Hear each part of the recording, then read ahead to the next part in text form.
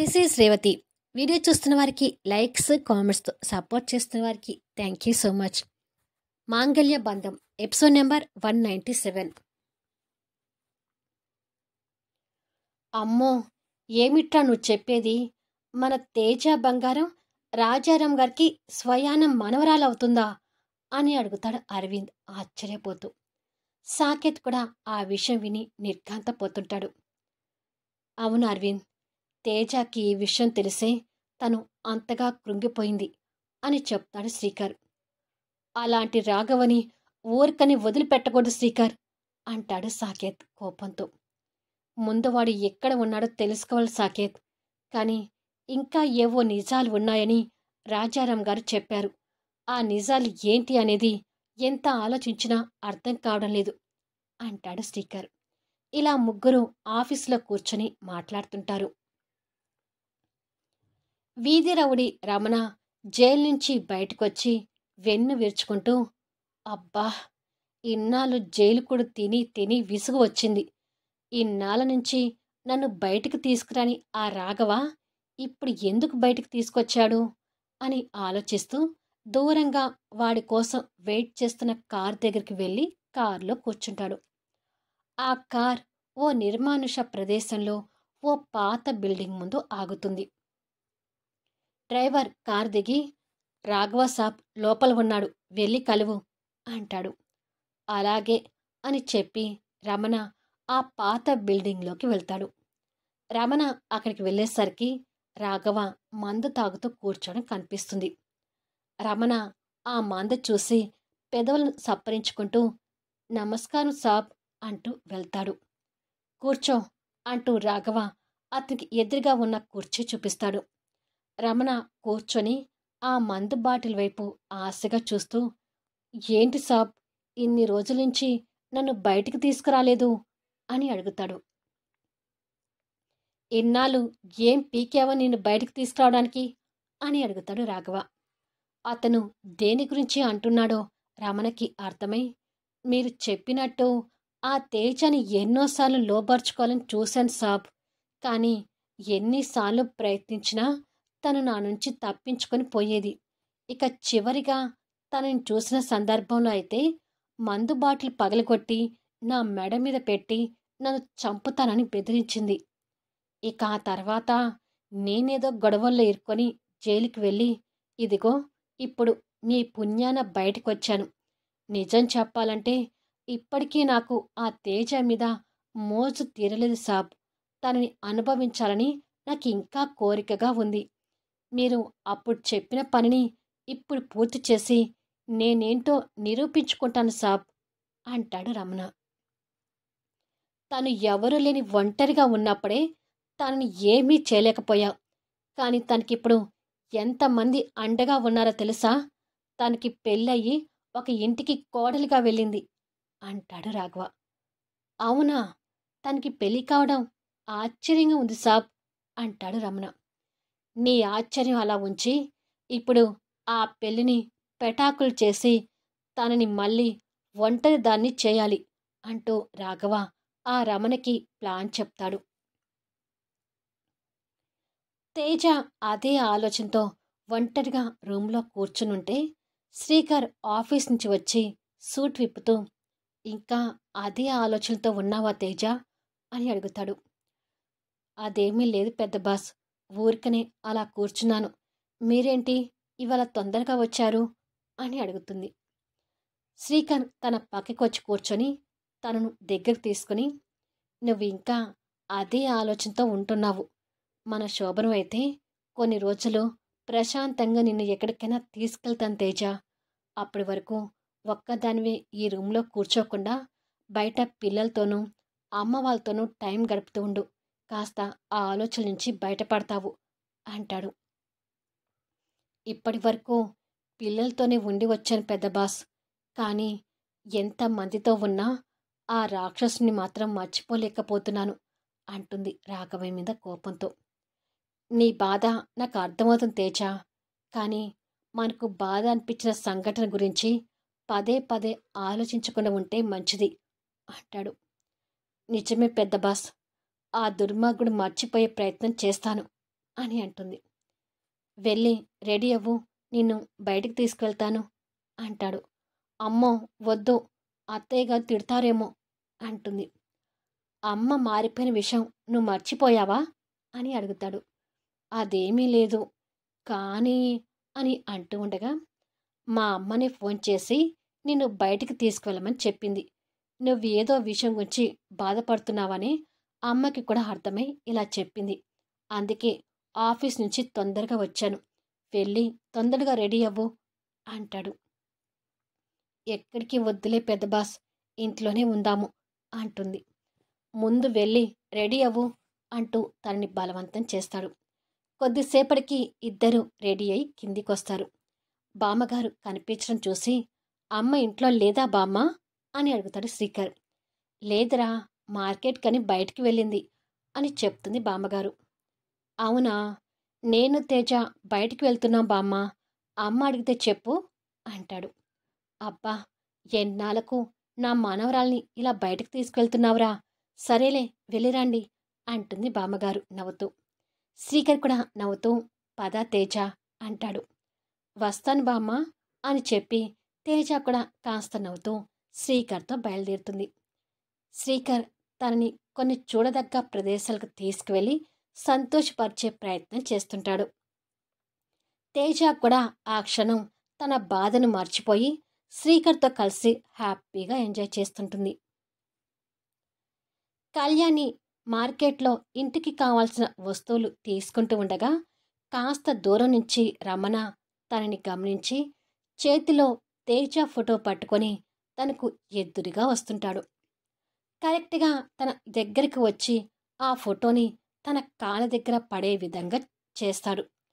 కళ్యాణి తన కాళ్ళ దగ్గర పడ్డ చొక్కా పాయింట్తో ఉన్న తేజ ఫోటోని చూసి ఆశ్చర్యపోతుండగానే రమణ ఆ ఫోటోని చేతిలోకి తీసుకొని, అయ్యో, నా జాన్ జిగ్రి అయిన నిన్ను పడేసుకున్నాను తేజ, నన్ను క్షమించు అంటూ నటిస్తుంటాడు.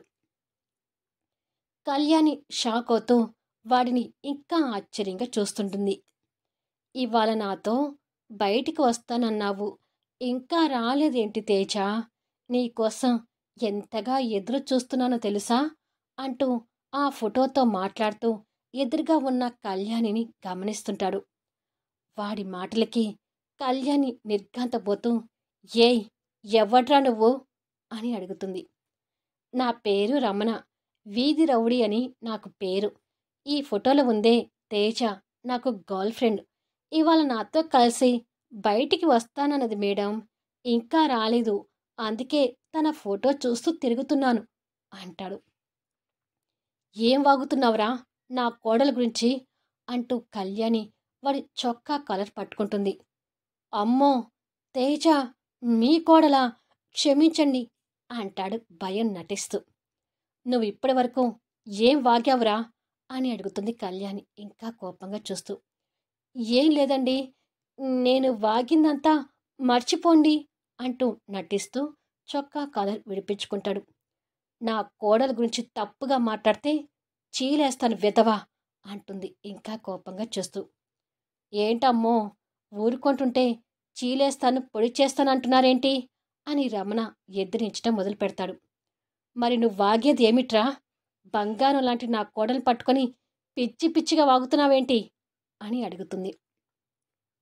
బయటపడినంత వరకు ఎవ్వరైనా బంగారమే, బయటపడ్డాక వాళ్ళ అసలు రూపం తెలుస్తుంది. సరే, ఎలాగో నిజం బయటపడింది కాబట్టి ఉన్న విషయాన్ని చెప్తాను ఉండండి. తేజాకి నాకు ఎప్పటినుంచో అక్రమ సంబంధం ఉంది. అది ఇప్పటి వరకు కొనసాగిస్తూనే ఉంటున్నాము. ఇంకా నేను చెప్పేది నిజం కాదని అనుకుంటే మా పేటకొచ్చి మా గురించి అడగండి, మా రంకు గురించి పేటలో అందరికీ తెలుసు అని చెప్పి ఆ ఫోటోని చూసుకుంటూ వెళ్తుంటాడు. వాడి మాటలకు కళ్యాణి ఒక్కసారిగా నిర్ఘాంతపోతూ, ఏంటి వీడు ఇలా మాట్లాడుతున్నాడు, వీడు చెప్పేది నిజమేనా అని క్షణం ఆలోచించి, కాదు, వీడు చెప్పేది నిజం కాదు, నా కోడలు బంగారం లాంటి అమ్మాయి, తన గురించి అలా ఆలోచించి మళ్ళీ నా కొడుకు జీవితంలోనూ మా కుటుంబంలోనూ ప్రశాంతత లేకుండా చేయను. వీడే ఏదో కుట్రతో మాట్లాడుతున్నట్టుగా అనిపిస్తుంది. ఇలాంటి రౌడీ మాటలు ఎప్పటికీ నమ్మకూడదు అని నిర్ణయించుకొని కలవరమైన మనసుతో ఇంటికి బయలుదేరుతుంది. ఆ రమణ కళ్యాణి వెళ్ళిపోవడం గమనించి రాఘవకి ఫోన్ చేసి, మీరు చెప్పినట్టే చేశాను సాబ్, కానీ నమ్మిందా లేదా అనేది ఇంకా క్లియర్గా అర్థం కాలేదు. ఏది ఏమైనా 1-2 సార్లు తన్ని ఇలాగే కలిసి నమ్మిస్తాను అంటూ ఫోన్లో మాట్లాడుతూ ఉంటాడు. శ్రీకర్ తేజని తీసుకుని సినిమాకి వెళ్ళి తనతో కూర్చుని సినిమా చూస్తుంటాడు. తేజ కూడా తనకున్న బాధను మర్చిపోయి శ్రీకర్తో కలిసి సినిమా చూస్తుంటుంది. ఆ తర్వాత ఒక మంచి రెస్టారెంట్కి వెళ్ళి భోజనం చేసి ఇంటికి బయలుదేరుతారు. నైట్ 10 అవుతుంటుంది. కళ్యాణి హాల్లోనే కూర్చొని ఆ రౌడీ రమణ మాటలు గుర్తు చేసుకుంటూ ఉండగా శ్రీకర్, తేజ చేతులు పట్టుకొని నవ్వుతూ లోపలికొస్తుంటారు. కొడుకు కోడల్ని అలా చూడగానే కళ్యాణి సంతోషపడుతూ, వాడెవడో వాగిన మాటలు గుర్తు చేసుకుని నా మనసు పాడు చేసుకోకూడదు అని అనుకుంటుంది. తేజ అత్తయ్యని చూసి, ఇంకా పడుకోలేదా అత్తయ్య అని అడుగుతుంది. లేదమ్మా, మీరు ఇంకా రాలేదేమిటా అని చూస్తూ కూర్చున్నాను అంటుంది. అయ్యో, మా గురించి ఎదురు చూడకుండా పడుకోవచ్చు కదమ్మా అంటాడు శ్రీకర్. ఇప్పుడు వెళ్ళి పడుకుంటానులేరా, ఇక మీరు కూడా వెళ్ళి పడుకోండి అని చెప్తుంది కళ్యాణి. సరేనమ్మా అని చెప్పి శ్రీకర్, తేజ వెళ్ళిపోతారు. నా కోడలు నా కొడుకుతో కలిసి ఇంత ఆనందంగా ఉంటే వాడెవడో వచ్చి పిచ్చి పిచ్చిగా మాట్లాడి నా మైండ్ అంతా పాడు చేశాడు అని అనుకొని తన రూంలోకి వెళ్తుంది. కొద్దిసేపటికి తేజ వాష్రూంలోకి వెళ్ళి డ్రెస్ మార్చుకొని వచ్చి పడుకోవటానికి రెడీ అవుతుండగా కడుపులో తిప్పి వామిటింగ్ వచ్చేలా అనిపించి వాష్ బేసిన్ దగ్గరికి వెళ్ళి వామిటింగ్ చేసుకుంటుంది. అది చూసి శ్రీకర్ కంగారు పడుతూ దగ్గరికొచ్చి, ఏమైంది తేజ అని అడుగుతాడు. తేజ వామిటింగ్ తర్వాత నోరు కడుక్కొని కాస్త భయంగా ఆలోచిస్తుంటుంది. ఆరోగ్యం బాగలేదా అని అడుగుతాడు తన నుదురు పట్టుకొని చూస్తూ. అదేమీ లేదు పెద్ద బాస్, బయట హోటల్లో తిన్నాను కదా, కాస్త పడలేదు, అందుకే ఇలా అయింది అని చెప్తుంది. అంతేనా, ఇంకేం ప్రాబ్లం లేదుగా అని అడుగుతాడు తనని పట్టుకొని కంగారు పడుతూ. అదేమీ లేదు పెద్ద బాస్, నేను బాగానే ఉన్నాను అని చెప్తుంది. సరే వచ్చి పడుకో అంటూ తేజని తీసుకెళ్లి పడుకోబెడతాడు. తేజ పడుకొని అంతే కంగారుగా ఆలోచిస్తూ, నిజంగానే ఈ మధ్య నా ఆరోగ్యం నలతగా అనిపిస్తుంది. ఒకసారి హాస్పిటల్కి వెళ్ళి చూపించుకుంటే కరెక్టేమో. ఒకవేళ నా అనుమానం నిజమై నేను నెల తప్పానని తెలిస్తే నా పరిస్థితి ఏంటి అని భయంగా ఆలోచిస్తూ ఉంటే శ్రీకర్ తన్ని దగ్గర తీసుకుని పడుకోబెట్టుకొని, ఇంకా ఏదో ఆలోచిస్తున్నావు తేజ, ఎలాంటి ఆలోచన లేకుండా ప్రశాంతంగా పడుకో అంటూ దుప్పటి కప్పుతాడు. శ్రీకర్ తన మీద చూపించే ప్రేమతో తేజ కూడా అన్ని విషయాలు మర్చిపోయి నిద్రపోతుంటుంది. కానీ శ్రీకర్ నిద్రపోకుండా ఆ రాఘవని గుర్తు చేసుకుంటూ ఉంటాడు. అదే సమయంలో సాత్విక, సాకేత్ అరవింద్ వాళ్ళ ఇంట్లో ఉంటారు. కొడుకుని ఏమైనా చేసుకోమని రాజారాం గారు ఛాన్స్ ఇచ్చారు కాబట్టి ఆ రాఘవకి ఎలాగైనా బుద్ధి చెప్పాలి అంటాడు సాకేత్. అలాంటి వెధవలకి ఎలాంటి పనిష్మెంట్ ఇచ్చినా బుద్ధి రాదు సాకేత్, కాని వాడు కనిపిస్తే మాత్రం రాజారాం గారి కొడుకు అనే విషయాన్ని మర్చిపోయి వాడు చచ్చే వరకు చావగొట్టాలి అంటాడు అరవింద్. అసలు వాడు ఎక్కడ ఉన్నాడో ముందు వాడి గురించి తెలుసుకోండి సాకేత్ అంటుంది సాత్విక. ఆల్రెడీ సీక్రెట్ ఇన్వెస్టిగేషన్ మొదలుపెట్టిన సాత్విక, వాడు ఎక్కడ ఉన్నాడో త్వరలో తెలుస్తుంది అంటాడు సాకేత్. వాడి చావుని తేజ కళ్ళ ముందు చూపిస్తే కానీ తేజ మనసు కాస్తైనా ప్రశాంతంగా ఉంటుందేమో అంటుంది పవిత్ర. ఇలా నలుగురు కూర్చొని వాడిని తిడుతుంటారు. ఇలా కొద్దిసేపు తర్వాత, సరేరా ఇప్పటికే చాలా టైం అయింది, మా అమ్మ వాళ్ళు ఎదురు చూస్తుంటారు అని చెప్పి సాకేత్ లేస్తాడు. అవును పవిత్ర, బాబుని వదిలేసి వచ్చాం కదా, ఇక మేము వెళ్తాము అంటుంది సాత్విక. సరే వదిన, జాగ్రత్తగా వెళ్ళండి అంటుంది పవిత్ర. 3వ నెల వచ్చింది కాబట్టి ఇప్పటినుంచి డైట్ విషయంలో శ్రద్ధగా ఉండు పవిత్ర అని చెప్తుంది సాత్విక. అదంతా చెప్పి చెప్పి నా నోరు నొప్పిలేసిన సాత్విక. ఫుడ్ విషయంలో ఈ టైగర్ రాణి నా మాట వినడం లేదు అంటాడు అరవింద్. అరవింద్ అలాగే అంటాడు. అదేమీ లేదులే వదినా, నేను సరిగ్గానే తింటున్నాను అంటుంది పవిత్ర. నెల తప్పిన కొత్తలో కాస్త ఇలాగే ఉంటుందిలే అరవింద్, పోను పోను తనే తింటుందిలే అని చెప్పి సాకేత్ సాత్విక బయలుదేరుతారు. వాళ్ళు వెళ్ళిపోగానే అరవింద్ డోర్ వేసి వచ్చి, ఇప్పటికే చాలా టైం అయింది పవిత్ర, ఇక వెళ్ళి పడుకుంది గాని పదా అంటూ తనని పట్టుకుని తీసుకెళ్తుంటాడు. మరుసటి రోజు చరణ్ కూడా తేజాకి తండ్రి రాజారాం గారి కొడుకు అనే విషయం తెలిసి అదే ఆలోచనలో ఉండగా మేనేజర్ లోపలికొచ్చి, సార్, గెస్ట్ హౌస్ సంబంధించిన సీసీ కెమెరా ఫుటేజ్ ఈ పెన్ డ్రైవ్లో తీసుకువచ్చాను అని చెప్పి పెన్ డ్రైవ్ ఇస్తాడు.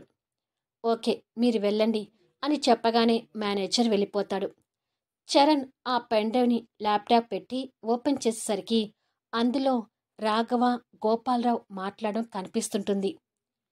ఇతన్ని ఎక్కడో చూశానే అని ఆలోచిస్తూ రాజారాం గారి ఫ్యామిలీ ఫోటోలు చూడటం గుర్తొచ్చి, రాఘవ అంటే వీడేనా అని అనుకొని సుమిత్ర గురించి వాళ్ళు మాట్లాడుకోవడం వినిపిస్తుంది.